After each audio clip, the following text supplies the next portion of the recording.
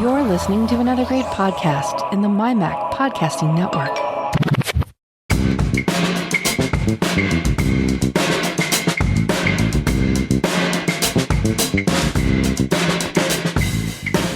Hey, Melissa. Hey, Elisa. Ready for episode 414 of Geekiest Show Ever? I will try to be. You'll try to be? I'm not quite caffeinated yet. Maybe I'll talk slower. You're not caffeinated. I'm starving here because we're recording at lunchtime. Yeah. It's a Friday. It's a Friday, yep. So, what is it you wanted to talk to us about today? Well, I thought I'd start out by talking about what I've been dabbling in, what I've been tinkering with technology-wise. And, we're getting ready to, well, you are, I'm not, getting ready to change your clock soon. When does that happen? On Sunday, I think? Tomorrow night. Oh, is it tomorrow night? Okay, right, yeah. And it's something I hate on the one hand because I'm losing an hour of sleep, but it's going to be lighter at 5 o'clock. So That's I can't true. wait for that. Plus, it's that much closer to spring. That's true. So there's pros and there's cons. Do you do anything special? Like, do you go and check the batteries in your smoke detectors, or is there anything that you use the time change to remind you of? I'm not good about that kind of stuff. Yeah, me neither. I used to in my other house because that one was battery. These smoke detectors in this house are wired into the house. Yeah, mine so are too. they're good for about 10 years or so I don't have to worry about it. Yeah, so that would be, I think, a step in the right direction. If maybe people should use this opportunity to buy wired detectors if they can instead of the battery ones and save yourself some trouble. What other things? Anything else that you do this time of year? No. Nope. Other than struggle with the time change. Because that's what I struggle with, is the fact that everybody else changes their clocks, but in Arizona, we don't change clocks. Or at least I should say most of Arizona, because on the reservation, they do. So it's very confusing. I wish they would stop. Yeah, it doesn't I don't know. serve the purpose anymore. It did once upon a time. It doesn't serve a purpose anymore to change the clocks. Right. And hasn't there been something like people have been trying to vote on that to change that, but I don't think we've gotten anywhere with it. I don't know if it's ever been on a federal level or if it's just within states. I really don't know. So what would life look like if we didn't have the time change, do you think? It wouldn't be dark at 4 o'clock anymore. Oh, it wouldn't. Oh, but I think that's what I read, that it might be good for certain people in certain areas, but not everybody. So in other words, other people would always be in the dark, I guess. At least at that time of year. So I don't know if that it would benefit everybody. So I guess that's why there's so much contention. But anyway, so that's what's gotten me thinking about it a lot lately, is the time change. And plus, so I guess I'll back up a little bit. I use Square. You've used Square to buy things at merchants before? Yes. Yeah. So it's like a PayPal, basically. And one of the things that Square offers for free when you're a merchant, because I pay all the fees and all that kind of stuff, but I don't pay like the monthly subscription fee because I'm just a sole proprietor. I don't need all of the stuff that they want to charge. It's like, I don't know, it's over $20 a month. And that's just, I can't justify that cost. But one of the nice features that they have that they do offer for free is the appointment scheduling. So for a while, for about, I don't know, maybe a year or two, I had a link. I always create an email signature, and then in my email signature, I have a book a session link. And for the longest time, I had it linked to my Square appointments calendar, and it was working out. But then things got really complicated with my family member's health, and so this is the scenario. This is the real world case, the real world case use that was affecting me. Let's say I'm taking my family member to a doctor's appointment and it's time for me to schedule an appointment. And so I go and I book her appointment, based on my calendar. Cause we were talking about this a little while ago. I use the Calendars 5 app from Riedel. You use Fantastical. So we both like our third party calendaring apps, over and above the standard stock iOS, Mac OS calendar. Now on the Mac, I use the Mac OS calendar. I did try the calendar app by Riedel. I think it's Riedel or Riedel. I'll just use them interchangeably. Called Calendars. So it's calendar singular for the Apple macOS native calendar and iOS and iPadOS calendar. And then it's called calendars with an S on it. So I, compared that, but there was, again, it was one of those things where you get the basic features, but then everything else is a subscription fee. And again, it's just one of those things where I don't necessarily hate subscriptions. I'm not a total hater. Developers need to eat too. I know that it's a business model and it's what they need to use to support their business. I'm a business owner myself. And I will gladly pay for subscriptions that I can justify, that really, I feel like my life is that much more enriched by it. This just wasn't one of them, unfortunately. But I did pay for the Calendars 5 app a long time ago, and I've been using that very happily ever since. And so I really like the interface on my iPhone and my iPad when it comes to Calendars 5. The thing that I don't like, though, is sometimes there are some synchronization problems. Whereas if I had just used the built-in stock calendar app from Apple, I wouldn't be struggling with those issues as much. But then, of course, because I'm a geek, I tinker with all of this stuff. So I'm like, well, what happens if I do this? And what happens if I do that? And so I've been experimenting for years with just different kinds of calendaring solutions. So, for example, Google Calendar, right? I used that in the very beginning. Google Calendar. So I have a Google, what is it called? I have a Google Workspace, but it's not like the business version because I'm just me. I'm just a personal person. I'm not running a big, corporation or anything with employees. And so I don't have, that's one of the offerings. They do offer a booking calendar, but unless you have the business version, you have to pay an additional fee for it. So you have to have a business workspace account in order to be able to use the professional booking site. Whereas get this, if you just have a regular consumer level one, so like say, for example, your Google account, you, with your personal Google account, you could create a booking calendar. Get that. Whereas me, I'm using a Google Workspace account, but it's the legacy version. I can't create a booking calendar. That doesn't make any sense. I guess they're in their minds, they're thinking, well, this is something that people want and they'd be willing to pay for it. Whereas I'm just not willing to pay for it because I can't justify the cost of all the other services that I'll never use. You mean booking calendar as in I need to make an appointment with you? Yeah, an appointment regardless scheduling. of what type of appointment that is? Yep. Or does it mean me making an appointment for other people? It's probably both, I would imagine, because if you're running a business, it might be your role. Like if I hired you, it might be your role to be my scheduler. You might be my bookkeeper or my scheduler. And so then, yes, you would be scheduling appointments on my behalf. So that's one way you can do it. But just you as an individual person using a personal consumer account, that's what I mean. Like, why would you need an appointments calendar? But I mean, I guess it could be like for, say the little league coach or, the volunteer at school that's creating a PTO calendar. That I could see the uses for that, where you might want to schedule fundraisers or something like that. So yeah, I mean, there's definitely a use case for it.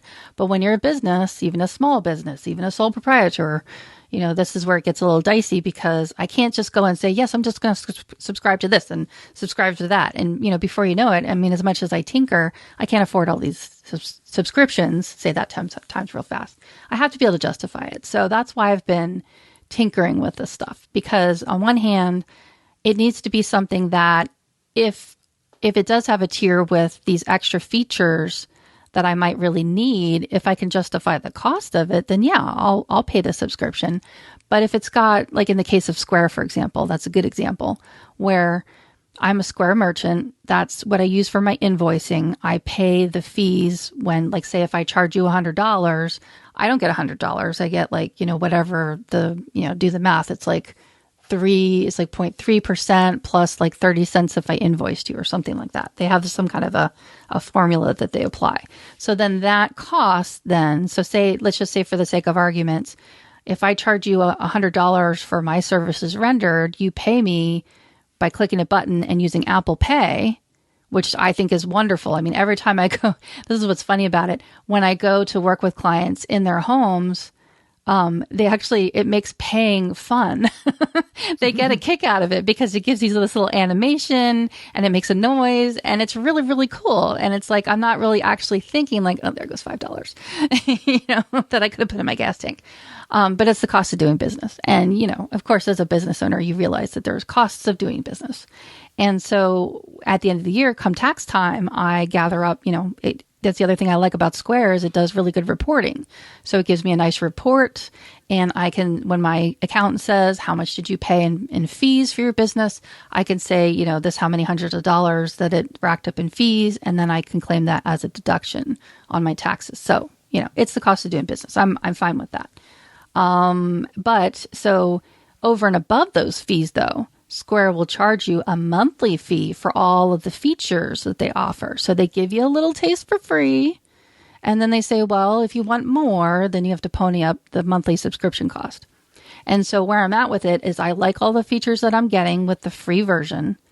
And then with their appointments booking, it's great. I liked when I had it on my website just a couple months ago, I liked the way that I could make it look.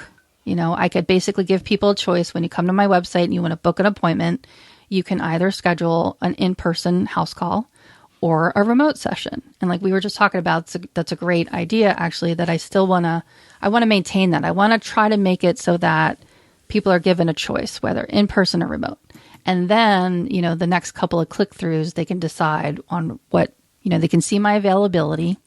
So back to the original need, when I'm out with my family member scheduling a healthcare appointment, I book the appointment using Calendars 5 because I actually use both. I'll tell you how. I use Calendars 5 with all of my color-coded calendars. So my kids' schedules, my schedule, my work schedule with my clients, my husband's school, teaching schedule because he does after-school activities, and then my kids' personal, their doctor's appointments and their after-school things. So there's just so much going on. It's me plus the entire family plus my business. So there's a lot to schedule. I mean, it makes you dizzy just thinking about it. And so in order to be able to keep all this stuff straight, and plus I have ADHD, so I need these actual tools. This is what helps me get life done. Otherwise, I would just never get out of bed if I didn't have these tools. Mm-hmm. They're really, really helpful. And so everything is color-coded. So of course, mine are purple. No way. Yeah, right. Like Keegan's is like aqua and Lucian's is like orange, I think. And then my mother-in-law's is green. And, so everybody's got their color. And then what I do is I look at our schedule. So when they say, okay, do you want to bring them in for a blood work panel on this day at this time? Like, okay, let me check my schedule. I look and I say, okay, well, I can, here's a hole right here. Okay, there's this tiny little window. And it's usually only a small window where I can fit in an appointment. Because then, I got to factor in how much time it takes to drive out there, to get them loaded in, to get to the appointment, to get them loaded back in and all, yada, yada, yada. And all the logistics. I love being able to just put the location into the event, because when I get in my car to go somewhere, I just poke. I mean, it's literally 2 pokes. I poke, and it takes me to my maps, and away I go. I just follow. I just do what the voices tell me to do to get somewhere, right? Because it gives me turn-by-turn instructions. It's great.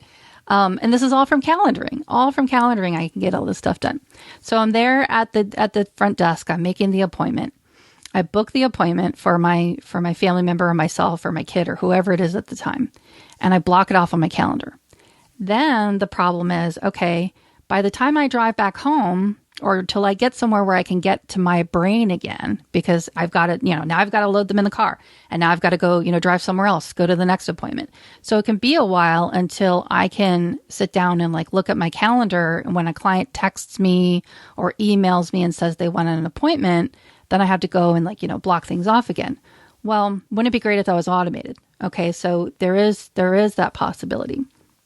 With Square though, you have to pay extra for that. So for example, I have this booking calendar. So say by the time I've driven home till I get a chance to sit down and look at it again, a client could go and book me. And then I have to tell them no, because I've already scheduled this appointment for a family member. You see, because they're booking me on the appointments calendar, but then it's not synchronizing to That's what I was going to ask you. Yeah. And that's very limited. So if you pay extra, or I shouldn't say extra, but if you pay for the subscription fee, the monthly subscription fee, you get all these other features that I will never use because I'm not selling clothing, I'm not selling wedding cakes or anything like that.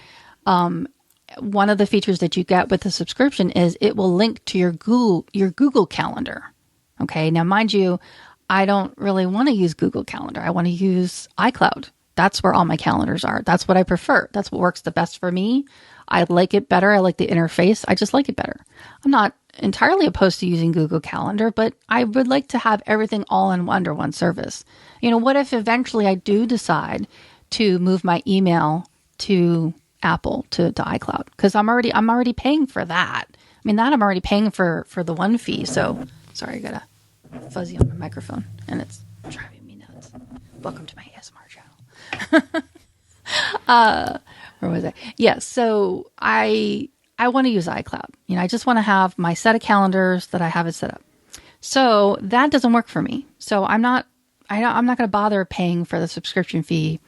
It just doesn't work. It's a nice interface, and I like the fact that clients can go on there, they can book an appointment. I get an email, they get an email, everybody gets an email. I can use texting, it's got great features in that regard, but it will only sync to Google. What if I was a Microsoft user and I wanted to use Outlook? You wouldn't be able to do that. So it's just very limited in their choosing. If they offered to sync it to my iCloud calendar, then I might actually be tempted to pay. That's surprising because Square is very popular. Right. Yeah. I know when I used to go, I haven't gone in a long time, but when I used to go to Rhinebeck for the Yarn Festival, every time I made a purchase, every single person there had a Square. Yep. Yeah. It's very, very popular. In fact, maybe even more so than PayPal because they charge less. They take less, of a cut. So, I started out with PayPal, and PayPal is very good as far as, I like their donation collections, and they have a really great interface. And it used to be that you could, we used to have to remember when phones had a headphone port. They started out with this little thing that you plug in the bottom, and then you could swipe the credit card. Exactly. Yeah, that's how we started out. Well, now you can do all of that with tap to pay. It's all, you could take your credit card with the chip in it and just tap it on my phone and pay me for services. Or you can take your iPhone, and this is what's great about it is because one of the many things I get requested is what is Apple Pay? How do I use it? And so I teach my clients how to do it. And then I can say, I'll show you at the end of our session, then you can put it into practice. And so then they can pay me with Apple Pay. So that's great. But yeah, so yeah, Square is incredibly popular. It does surprise me that they don't have a little bit more offerings for people using different calendaring tools. But there again, though, I have to say Google probably is one of the leaders when it comes to businesses. And, a lot of businesses use Google for their back end when it comes to their email hosting and their calendaring hosting. It's very, very effective. There's a lot of tools that are just rolled right into the Google Calendar tools. You can, have a Google Meet and all this stuff. Whereas Apple, of course, is going to do Apple. Apple's going to Apple. So, you can have a FaceTime, embedded in there and stuff. But I don't know that Apple is really known for their business tools. You know what I mean? It's like, you don't hear people talking about using iCal for business necessarily. It's usually like Google kind of leads the front on that. But I like to think different, So anyway, it is what it is. And so that's just to say that I am now going to stop using Square for booking my appointments. And instead I'm looking for a new tool. And so, because that's what would happen is because I'm not paying for the subscription fee, then when clients go to book me, it's not syncing to my calendar. I'm just getting a notification from the Square Appointments app. And then, it was like extra work. I had to stop what I was doing and manually go block off that time on my calendar for that appointment and, make sure that I did it within a timely manner so that nobody could book me or so I wasn't double booked or overbooked or, something like that. Plus I also have to allow wiggle room for traveling and feeding myself and showering, you know what I mean? So I've really got to get this stuff under control and be able to set boundaries as to like, I can work during, these times and only these times. So then that led me to looking for a different solution. Okay. And so the first one that I have tried is called Calendly. I'll put some links in the show notes to these. That's what I have right now. And like I just showed you before we started recording, I've had my dad testing it. It's about the user experience. So the pros are, the things I really like about it is for free. And then even if I were to say, let's say there were features that I want, because there's workflows and there's a whole bunch of other automation that I can add. It is tempting because I think it is like $10 a month. So that is relatively affordable. Again, it's still a little pricey for me as just a one woman show. It is International Women's Day, by the way. So I should say Yay. It's a one woman show here. Is there a commitment though? Like, do you have to sign up for a year or 5 years or 6 months, or could you try it for 3 months and say, I know it's only $10, but it's just too much for the business that I do. Right. And that's I don't want to do this anymore. I believe there is no commitment, but I think if you want the lower price, you know how it is. It's like, well, it might be this much a month, but if you pay it as an annual fee, you pay it for the full year. Yeah. So that would be the commitment. So, maybe a year, again, this is one of those things we're getting ready to do our taxes. We're also getting ready to buy a new car. That really starts to tighten things up because I'm now driving a car with the engine light on. And I can't do that for much longer.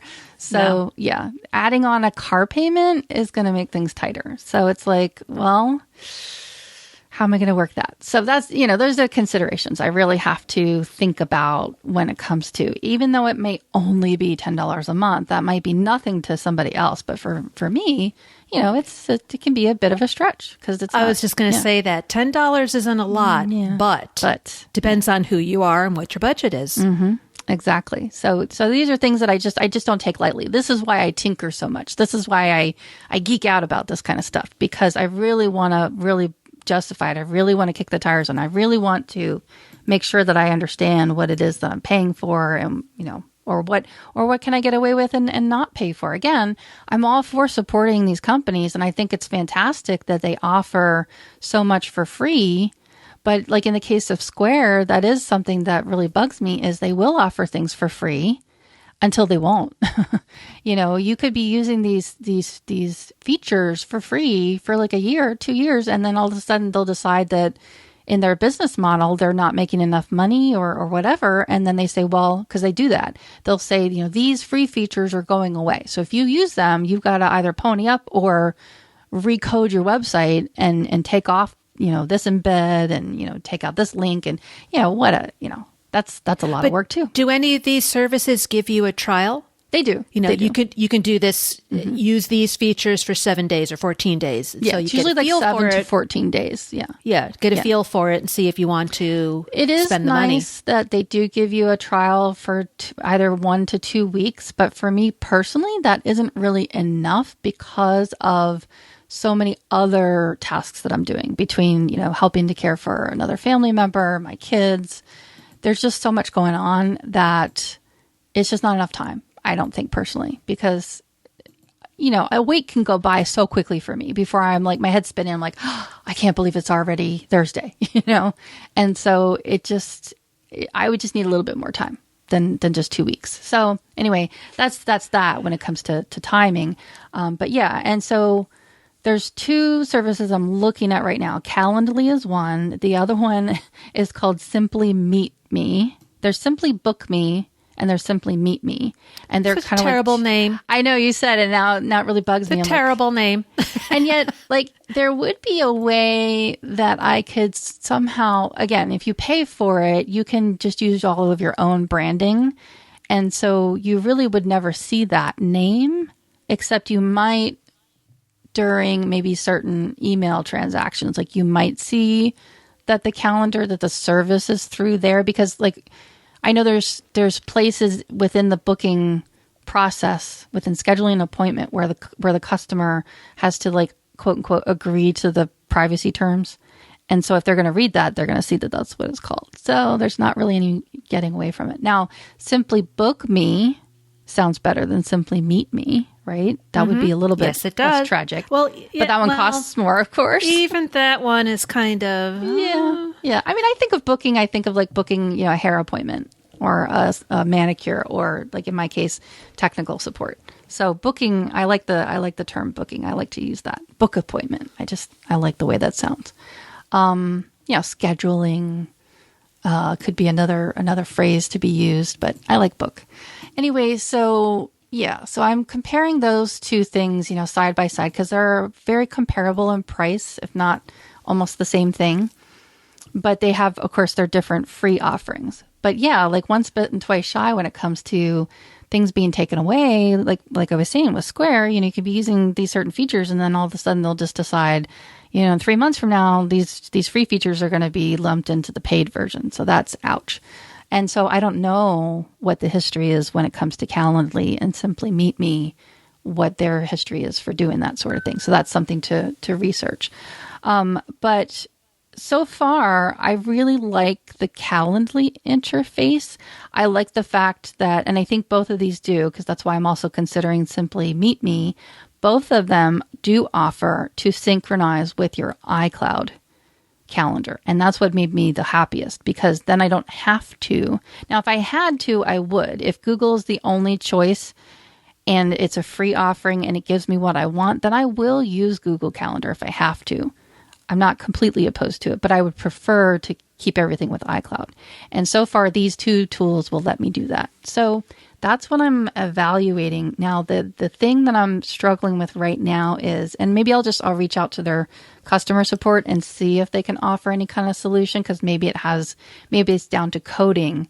And so like I had you try out, and I'll try to verbally explain it, is that when I have on my website, themacmommy.com/calendar, that's where I have this tool embedded in my website so that you don't have to go anywhere else.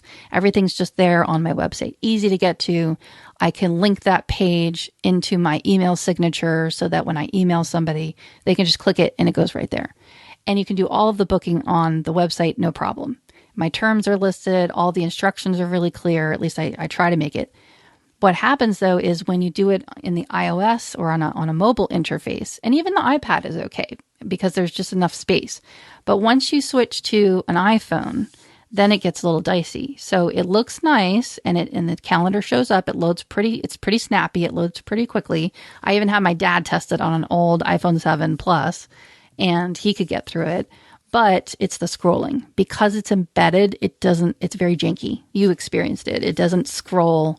And like, how is my 80-year-old client going to be able to interface with that? So that has me really concerned. There's a way around it, but if you don't know it.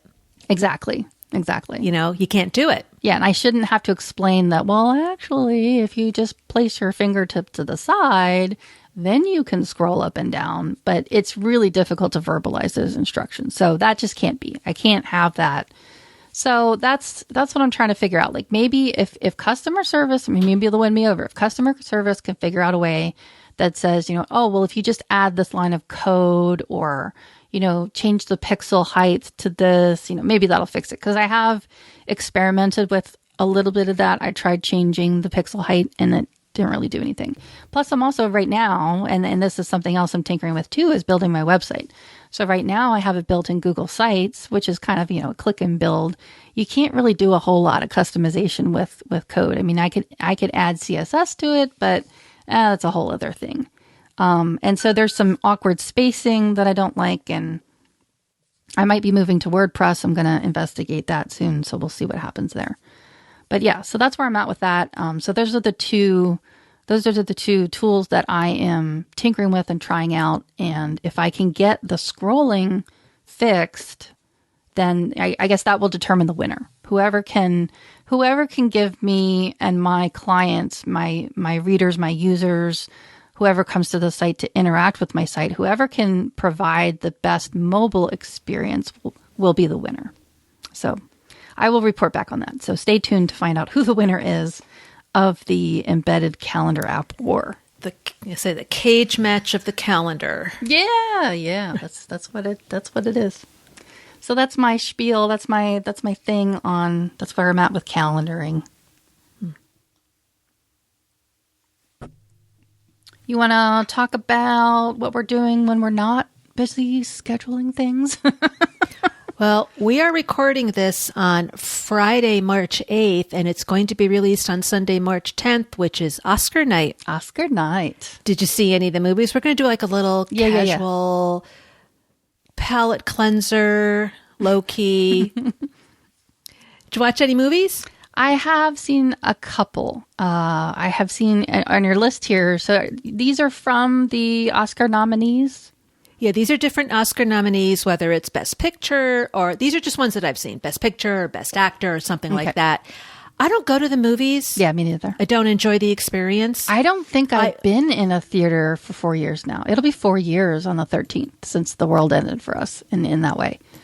And I just never not been really in a theater since. Enjoyed the experience, though. I did go last summer. We went to see Barbie because it was theater day or movie day or whatever it was called. It was on a Sunday afternoon in August, and it was $4. I'm like, for $4. Nice. Yeah. Otherwise, what are you paying? $30 to go to a movie? For $30, I get like 3 different streaming services for an entire month. Right. So we went to see Barbie, and I have to admit, it was fun. And I have to admit, I don't like dolls. I was very anti-Barbie. It just turned my stomach. Like, I just felt it was very... capitalistic? No, not capitalistic. It just felt like plastic? It was degrading to girls. Yeah. I just didn't like it. And I always swore if I had any daughters, they're not getting dolls. No Barbies. They're going to be like me, because when I was a kid, I never played with dolls. I read books. I played games. I was cerebral. Until 7th grade, and that all changed. But that's when you discover boys, But when I saw the Barbie movie, I actually have a newfound respect for Barbies. I'm glad you said that, because I felt the same way going into it. I thought, oh, God, everybody's talking about Barbie. They're so pink. There's so much pink everywhere, and I'm not really that wild about pink.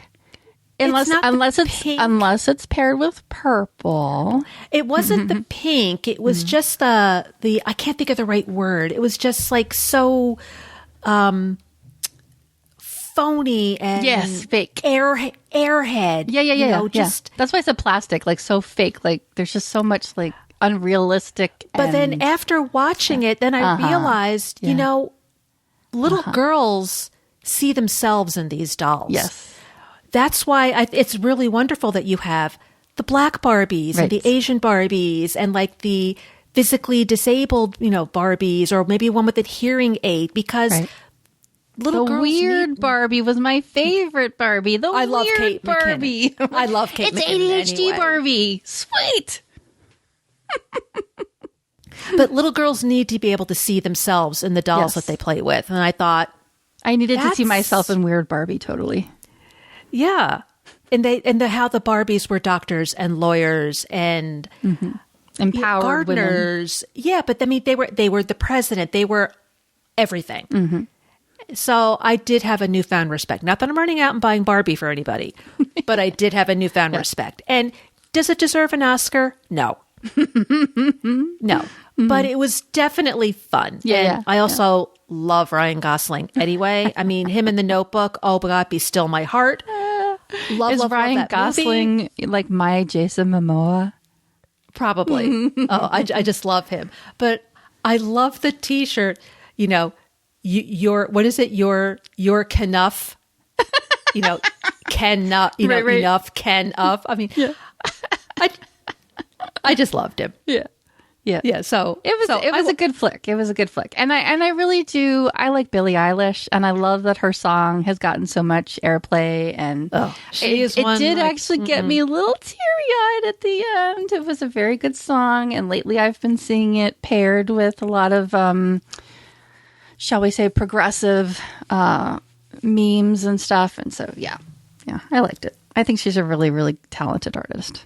Yeah, I cannot listen to her. No, not yet. Cannot listen to her. No. Now, I have to say, she was on Saturday Night Live 2 years ago, and she was funny. Yeah. And she did some skits with Kate McKinnon. Oh, Kate McKinnon, I love. The two of them were just breaking up. They were having a really hard time keeping it together. And that's my favorite. They were funny. They were funny. But as a singer, I I can't. Yeah, it's like I think it's an acquired taste because I didn't like it at first. I was like, why is this so popular? Same with like Taylor Swift. God, dare I forbid say. No, I get it. I mean, I like her songs too. I think I'm a little bit old for Taylor Swift when it comes to that. Maybe, I don't know. I have to listen to it more. I like what she represents, and I like what she's doing for girls. Yeah. Yeah. Taylor Swift and Billie Eilish, I give them both a lot of credit for writing their own music, performing their own music. And then using their platform for good. Right. And giving young girls and young adults the power to own themselves. Exactly. Yep. So just because I don't like their music doesn't mean I do not like them. Yeah, exactly. Yeah, there's like some of the songs I could take it or leave it, but some of the songs I have grown to like Billie Eilish music more to the point where now I'm like adding it to my playlists and listening to it for. And you want to hear something? You know who has gotten me to? I would say who would be the exposure point. I mean, we originally wanted to subscribe to Apple Music because we really wanted our children to be able to show us what kind of music they like. I mean, we're very, very proud parents when it comes to like, if there's one thing I can say that we've done right as parents is we've given both of our children very good musical taste. I'm very proud of their musical taste. And especially, and I can see it in the new music that we have not heard, and also older music that we have not heard. My kids have discovered songs that are, from the 50s and 60s, and I'm like, I never even heard that. I didn't even know it existed. That's what I listen to. Really, 60s really cool. and 70s. I do. I mean, that's, mostly my favorite, quote unquote classic rock, right? But they have found things like just the other day, my oldest played something from King Crimson. Oh, yeah. I had heard of King Crimson. Nate never heard of King Crimson. I'd heard of King Crimson, but I couldn't really associate like, oh, that's a King Crimson song. You know what I mean? But like my kids like showing us this music. I'm like, this is great. So we love the fact that our kids have great musical taste and they come up with, really great, interesting stuff that we actually enjoy listening to. We luckily are not the type of parents that are constantly telling our kids to turn that off or turn it down. We're like, oh, add that to my playlist. That was my mother, especially when I played the Rolling Stones. Yeah? Yeah, she wasn't too happy. No? When I was in high school. Turn that thing down. Yeah. That's what I used to hear all the time. They do drugs. Like, I don't care. I like their music. I always heard like they're Satanists. Yeah. And to this day, I still play. I mean, "Gimme Shelter" is one of my like top 5 favorite songs ever. Yeah, love it. That reminds me for the next time. You know what you and I have to play with? I can't believe that this. You see how busy I've been. In Apple Music, we can make shared playlists. Remember how we were doing shared albums and you were sending me concert footage and stuff? We can do that with shared playlists. You and I could create a playlist. We have one for Geekiest Show Ever. That's right, don't we? Of songs that I put together from concerts that I went to. I think what I did is I took maybe 5 songs. So 5 Rod Stewart songs and 5 Def Leppard songs. Didn't we make a COVID playlist, I think?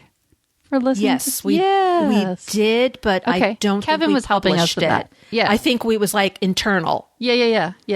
And we were making like really funny. Yeah. Yes, they were all about being sick and title. Because that's how we weirdos were trying to We deal were with coping. It. Yeah, we were coping. Right. Those were our maladaptive coping behaviors. Yes. Creating playlists full of songs that were about being sick and getting healthy. Yeah. I don't think I have that anymore. I don't think I have that anywhere. I'll have to. Well, we'll go ask Kevin and see if he still has it. But yeah, but there's something must be new in addition to that, though. And I can't remember now because I do remember us creating a playlist, but I don't remember if it was within Apple Music or if it was something that we could share or how we did that. So yeah, we'll have to revisit that. Anyway, that reminded me of that because so we were talking about how do we get on this? How do we go down this rabbit hole? What were we talking about? Music and playlists? Oh, we're talking about the Barbie movie, and you were talking about Billie Eilish. Right. Yes. That's like my stream of consciousness. That's how we fell in there, I can end up remembering an incident from kindergarten because we talked about calendars, Right. Okay, so we took a wrong turn at Albuquerque. Let's Okay, so back to the movie list. Another movie I watched was Oppenheimer. Okay, and tell me about that because that's on our Peacock. list. It is on Peacock. Long. Okay. It's on Peacock. How long is it? 3 hours. 3 hours. Wow. Okay, so it's an Aquaman. Okay, but somewhere in that area. That's the beauty of being able to watch it at home because then you can pause it. Yeah. Yep. You have to stop and take care of a few things. You can do that. Wait, I gotta go jump back into the rabbit hole for just what I forgot something in there real quick. I was going to tell you how I got exposed to music from Billie Eilish and Taylor Swift. And I started to tell you that I think my Stratera just kicked in. I started to tell you that the kids are usually the people who expose us to new music. But guess who it was this time? Take a wild guess. Kurt? Nope. My husband. My husband I'm going to out him now. My husband could possibly be a Swiftie. What is it if you're a Billie Eilish fan, I wonder? You're an eyelash. An eyelasher? An eyelasher? I don't know. You heard it here first, folks. But yeah, my husband is the one who introduced me to both of their music. He really likes that kind of stuff. I don't know if it's because he works with teenagers all day long, but yeah. So that could be. I thought that would be. I thought you would find that interesting. Okay, all right, back out of that. Back out of the rabbit hole. Oppenheimer was 3 hours. We actually sat one sitting because I said to Tom, "This is a 3-hour movie. It might have to be, an hour and a half, 2 hours tonight, the rest of it tomorrow." But no, we ended up watching the whole thing in one sitting. Definitely long. It was okay. It wasn't, oh my God, that was such a good movie. It was okay. Riveting. It was, the information was new to me because I knew that Robert Oppenheimer was the father of the atomic bomb, but I really didn't know anything more than that. So it gave you new perspective on it? So, just learning. Learning things you hadn't known before. Yeah. Okay. And it's all fact-based. It's all... it's about... It's based on a true story, or is it more of a biography? No, it's the true story of how Oppenheimer developed the bomb. So would you consider it a biography? No, it's not a biography. Okay. It's I'm reading this from the Internet Movie Database. The story of American scientist J. Robert Oppenheimer and his role in the development of the atomic bomb. So it says dramatization of the life story of Oppenheimer. Just how he went from being in college and then eventually to like his life story. Becoming, developing the bomb, and then what happened after it was finally dropped. Yeah. And how he felt about it. And yeah. So how was the acting? Was it good actors? The acting is good. Good cast. Robert Downey Jr. is in it. He was very good. I like him. I'm not sure if he was, let me check the Oscar page here. I did see his name. If he was nominated for... I think he is. He's nominated for supporting role. Cool. Robert Downey Jr. Yeah, he was good. And so other than it being long, what else do you remember about it? I mean, did you come away with it with different thoughts than you had going into it? No. Okay. No, it was just like, okay, I saw Oppenheimer. But you'd recommend it, and it gets one Aquaman for the length. Yeah. Well, wait till Killers of the Flower Moon. Okay, how is that? That one's 3.5 hours. Oh, wow. Okay. Yeah. That one, and we sat and we watched the whole thing in one sitting too, which surprised me. It does seem like movies are getting kind of long. They're like the Led Zeppelins of the There was a movie lot industry. to say in this movie, and it was lot to another unpack. one of those movies that's really disgusting about how people are treated. So basically, you have in 1920s the Osage, is it Osage? I think it's pronounced the Osage Indian nation discovered oil on their land. So all these white people came in, married the women so they could take the oil away from them and take the money from them. Disgusting. And they started to be murdered. And that way, so they were you're the disappeared. woman, you know, and I come in and I marry you. You just happen to die. I get everything. Not even our children. And they even had children with them. They had children, and the children got nothing. And it was the men who got all that money. That's sadistic. And one by one, these women are dying. And even some men are dying. And then the FBI comes in to investigate. And this happened how long ago? This was in the 1920s. So not that long ago, within my grandparents' lifetime. Yeah. So this had Robert De Niro, who was very good. He was a bad person. Leonardo DiCaprio was in it. He was very good, you know, as far as the acting. So there was a lot of good acting in this movie. Good. It's just long. Yeah, it's on my list. But it was nominated. 2 long ones. Nominated for a lot of. Leonardo DiCaprio was not nominated, which was kind of surprising. But Robert De Niro was. Lily Gladstone, who, if she does win Best Actress, would be the first Native American to win. Wow. And let me see. God, then it's just sad how long it's taking for that to occur. Yeah, cinematography, costume design, directing. That was Martin Scorsese. Best Picture. So there was a lot that it was nominated for. And then what else did I see? Maestro. That was on Netflix. What's that one about? That's about Leonard Bernstein. Oh. Except it wasn't really about him. It was, I don't know. I did not like it. I was very disappointed. It was Bradley Cooper. Let me see. Let's look up. Give you the exact Maestro. It's the love story between Leonard Bernstein and Felicia Bernstein. So it's billed as a love story? As a romance? I mean, I wanted to see like him as a conductor and a composer. And he wasn't a good person. Interesting. And I was just very disappointed. This one is a little over 2 hours, 2 hours and 10 minutes. Wasn't impressed. So I wouldn't really recommend that one. Yeah, I was very disappointed. But again, it's nominated for the awards. And the other one I watched was The Color Purple, which is, you have The Color Purple back from the 80s, which was Oprah Winfrey and Whoopi Goldberg. Dramatic, very difficult to watch movie.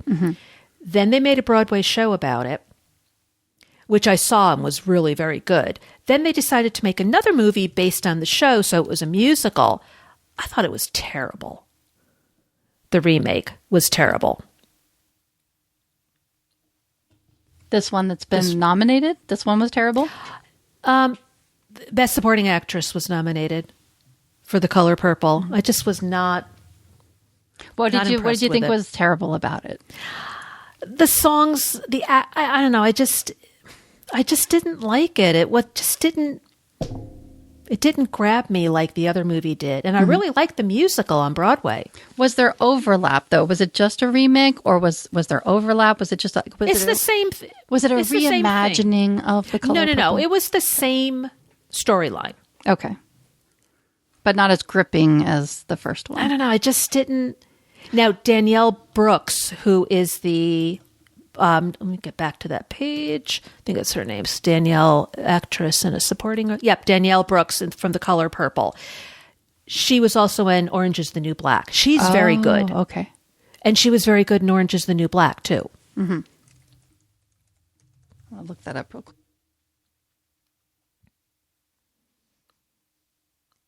So you're looking up what? Orange is the New Black?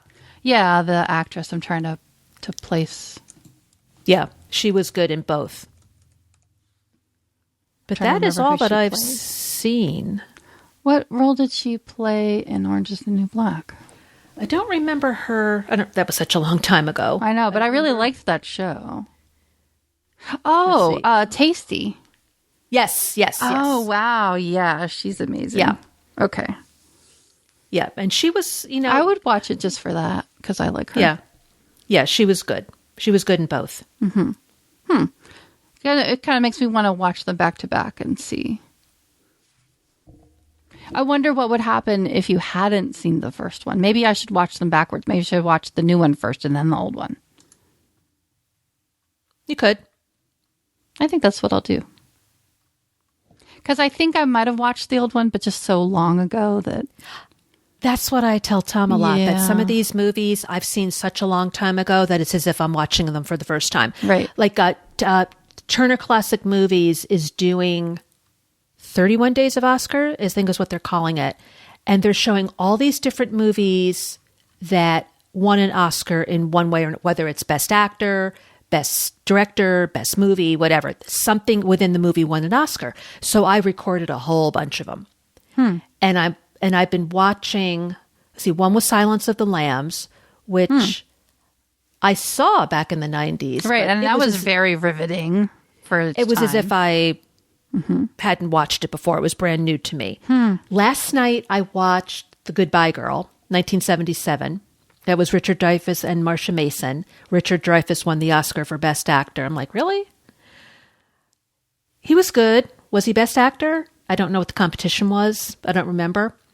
I remember seeing it back in the 70s. Some of these movies, they don't hold up. Yeah. Well, and some of the things are really cringe, I noticed.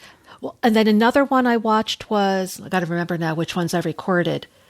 Cat Ballou. That was 1965, somewhere in that area. Lee Marvin won the Best Actor. And Jane Fonda was in it.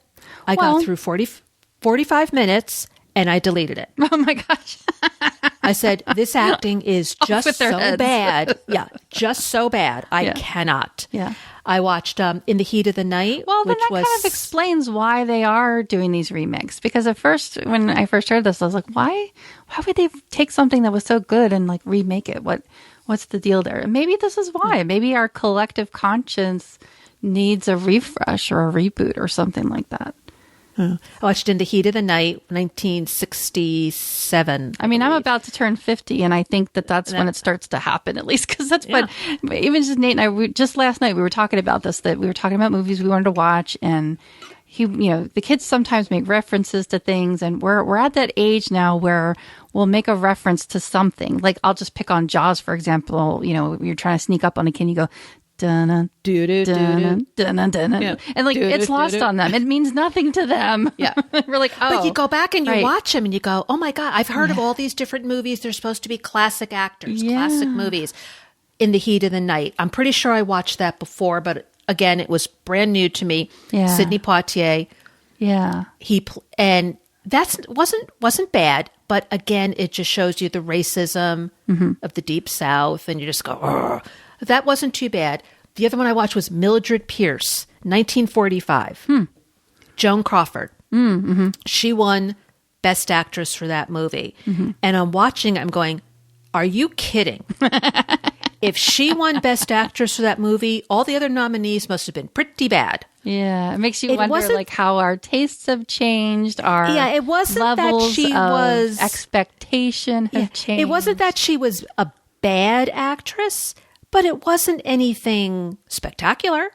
But for the time, when times were different back then. Yeah, I mean, that's what I was trying to keep in the back of my mind. Yeah. Okay, this is what, this is. And the things what that it was they based had on to, then. And the things that they probably had to overcome in order to get to be in that spot at the time were probably a lot different compared to now.